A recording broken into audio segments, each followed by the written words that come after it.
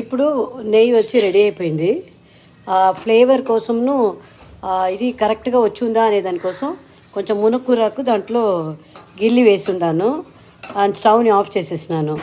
ఈ పాట్ వచ్చి మనం మెల్ట్ చేసే పాట్ ఎక్కువ హాట్గా ఉంది. ఈ హీట్లోనే ఆ నెయ్యి వచ్చి బాగా సెగ్రిగేట్ అయిపోతుంది.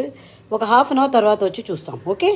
హలో, ఈరోజు నేను అమూల్ బటర్లోంచి నెయ్యి చేయిపోతాను. నాకు వచ్చి నా అసిస్టెంట్ వచ్చి సందీప్, వాడిదా నాకు బేస్ అని హెల్ప్ చేస్తున్నాడు. ఫస్ట్ ఈ బటర్ని మేము మెల్ట్ చేసేస్తుంది, ఫుల్ మెల్ట్. ఇప్పుడు ప్రాసెస్ స్టార్ట్ అవుతుంది. ఆ ప్రాసెస్లో ఎట్ట నెయ్యి వచ్చిందో మేము ఆఫ్ చేయపోతాం. అది ఆఫ్ అయ్యే టైంలో మునకూరకు కొంచెం వేసి ఆఫ్ చేయపోతాం. ఓకే. సో నా నేను దీంట్లో ఫోకస్ చేస్తాను. ఆఫ్టర్ 10 minutes లాగ్ నెంబర్ 3 ఇది వచ్చి third video. After 10 minutes of stirring the butter, now it's turn to transparent colour after putting the sleeves.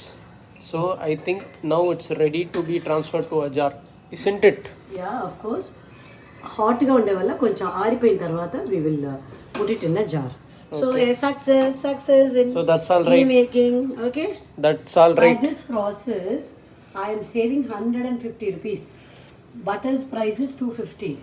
Melt అయితే ఇంతే నెయ్యి అయిపోయింది. వెరస్ నెయ్యిగా కొన్నామంటే it is 400 rupees. So 150 rupees మనకి ఎంత లాభం కదా. Thank you. You're welcome. Okay, now can I leave? Yeah, thank you.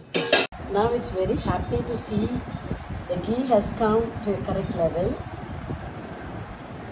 నేనేం చేయబోతానంటే దీన్ని ఈ బాటిల్లో ఫిల్టర్ చేసి పోసి పెట్టిపోతాను. ఫిల్టర్. ఓకే, చలో.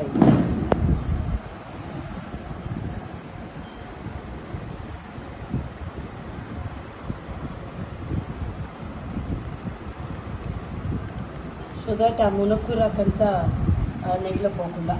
ఓకే.